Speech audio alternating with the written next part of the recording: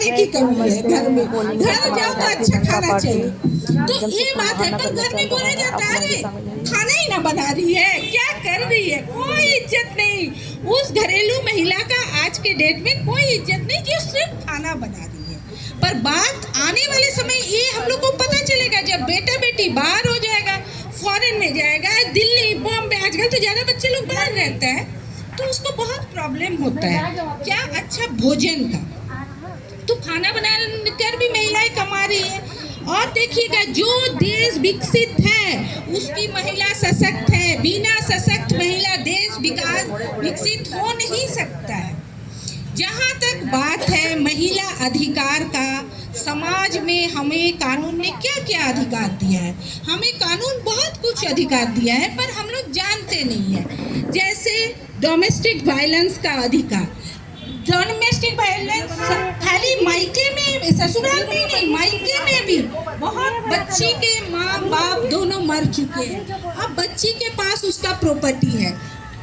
Torture कौन कर रहा है? चाचा चाची, ताऊ, भाई भाभी।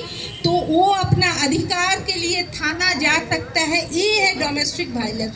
डोमेस्टिक वायलेंस सिर्फ ससुराल डोमेस्टिक वायलेंस नहीं होता है, परिवार में भी डोमेस्टिक वायलेंस। दूसरा है आजकल हम लोग जब बड़े हुए थे ना, उनको का भी डर है।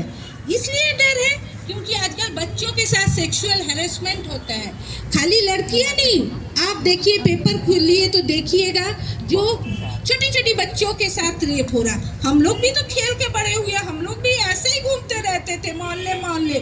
छुट्टी हुआ पूरा गर्मी छुट्टी, मोहल्ला मोहल्ला आम तोड़ना, अत्ती पत्ती खेलना। आप लोग भी खेले ही होंगे, डिप डिप खेले हैं, ये सब हम लोग खेलते थे। कभी हम लोगों के साथ उस समय इतना मानसिकता खराब नहीं था।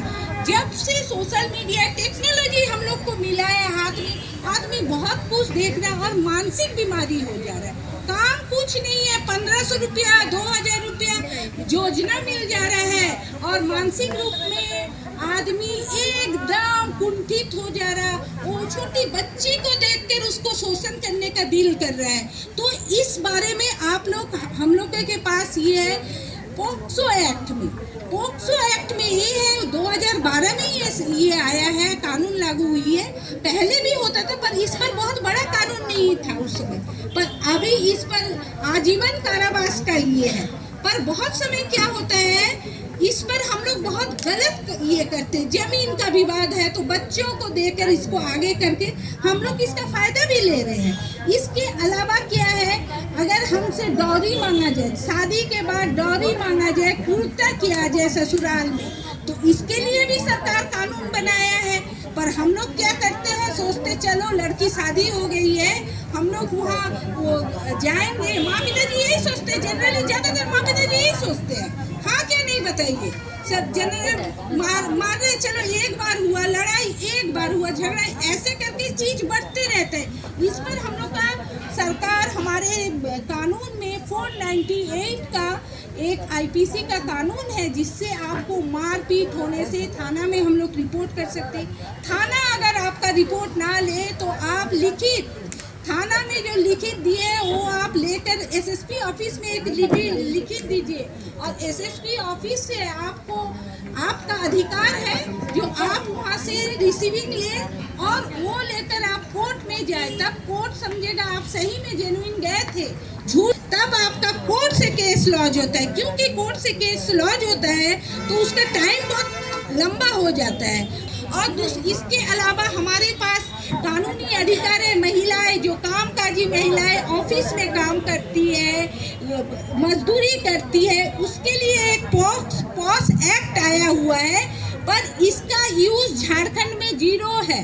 इसका यूज झारखंड में कोई, मैं आरटीआई मारी थी, आरटीआई में मैं देखी जो कुछ नहीं है। यहाँ ज़्यादातर बड़े ऑफिस में है, पर इसके अलावा इसका एक अलग कमेटी बनता है। अगर आपके साथ कोई घटना घटती है, ऑफिस में काम कर रहे, मजदूरी कर रहे, कहीं आप जा रहे, तो आप बताइएगा किसको। महिला बताने में शर्माती है तो आप बताइएगा किसको। इसलिए सुप्रीम कोर्ट का गाइडलाइन है, आप इस पर ऑफिस में एक कमेटी बनता है जिसमें एक महिला वकील होता है, वो आपको गाइड करेगा। पर इस पर हमारा झारखंड कुछ नहीं कर रहा है, इसीलिए इस पर अभी कानूनी लड़ाई चल रहा है। बढ़ना घटी है, पर आदमी लज्जा से किसी को बोलता नहीं है, बोलने नहीं सकता, तो वो क्या करेगा? वो किसको बोलेगा? वो किसी को तो बोलेगा। टीम में सब पुरुष है, तो पुरुष को आप लोग बोलिएगा तो कोई आपका विश्वास थोड़ी करेगा। तो ये है हमारी कानून, ठीक है।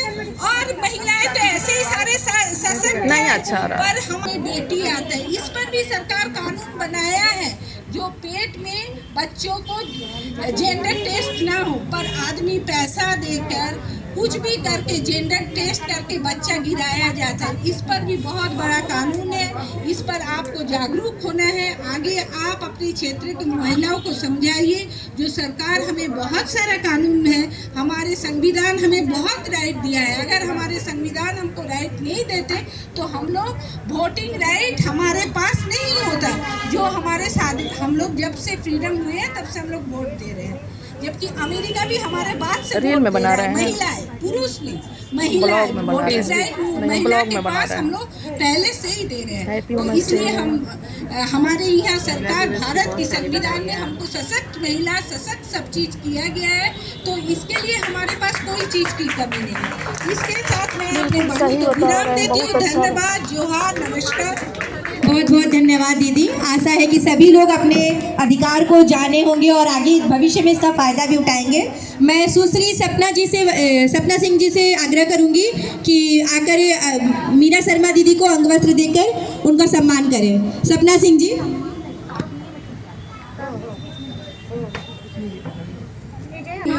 अपना कीमती समय दी, उसके लिए मैं धन्यवाद करती हूँ। और दीदी, आभा दीदी आई है, और उतना तो नाम मुझे मालूम नहीं, सब मेरे अतिथि लोग हैं, सब दीदी लोग को धन्यवाद करती हूँ। हमें इसके तो बहुत सारी अच्छी जानकारियाँ रिया जी ने दिया और बहुत अच्छा लगा। थोड़ा सा धैर्य रखेंगे सभी बहनें। महिलाओं का अधिकार के लिए बहुत अच्छी बातें बताई। महिलाओं का अधिकार क्या होता है, अपने अधिकार के लिए लड़ना भी चाहिए।